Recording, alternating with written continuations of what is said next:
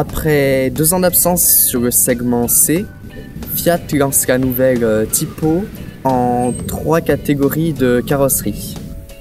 Aujourd'hui, nous avons la version 5 portes avec le Aion, qui sera sûrement la plus vendue en Europe. Nous sommes partis l'essayer du côté de Toulouse. 4 motorisations sur cette nouvelle Tipo, 2 essences de diesel, 95 et 120 chevaux. Alors qu'est-ce qu'on essaye aujourd'hui? Alors aujourd'hui, on a l'essence 120 chevaux et ça marche plutôt pas mal. Alors comme on vous l'a dit, il y a plusieurs déclinaisons pour cette Tipo. Donc une version à mâle 4 portes, une version SW qui arrivera en septembre et la version 5 portes à Aion. Donc c'est celle à laquelle on s'intéresse aujourd'hui. Cette version avec Aion concurrence directement le segment C, très bien connu et représenté par les 308, Mégane, Astra et autres. Et donc cette version à Aion possède un coffre de 440 litres. Ce coffre de 440 litres est donc un des meilleurs de la catégorie. La Mégane 4 annonce 434 litres, quand la Peugeot 308 en propose seulement 420. Seule la Honda Civic propose mieux avec 480 litres.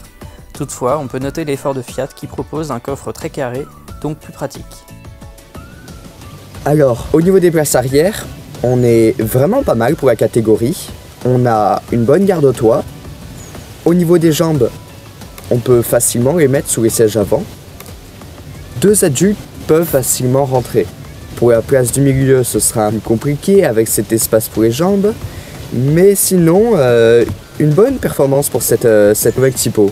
Pour l'avant, les finitions sont vraiment bonnes, c'est propre. Bon, il y a des plastiques, mais c'est normal pour une voiture de ce tarif-là. Par contre, il y a assez peu de rangements, ils sont assez peu profonds et pas très pratiques.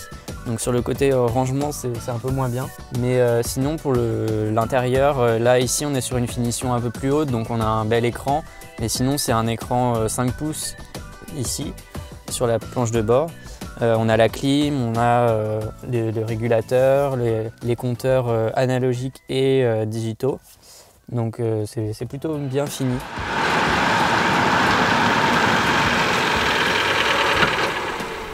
Côté conduite, la Tipo nous a étonnés. Elle a un comportement très sûr, même sur route détrempée lors de nos essais. Le moteur essence de 120 chevaux est très agréable et convient parfaitement à la compacte. La boîte de vitesse à 6 rapports sur notre modèle d'essai est également agréable, elle n'accroche pas et offre de bonnes reprises, même si un rétrogradage sera plus efficace dans les côtes. Le châssis dérivé de la 500X est plaisant et permet une conduite dynamique sans prendre de roulis, notamment sur les petites routes aveyronaises. Avec toutes ces qualités et un prix ultra attractif, Fiat renouera, on l'espère, avec les compacts à succès, comme une certaine Tipo, voiture de l'année 1989 et vendue à 2 millions d'exemplaires en Europe.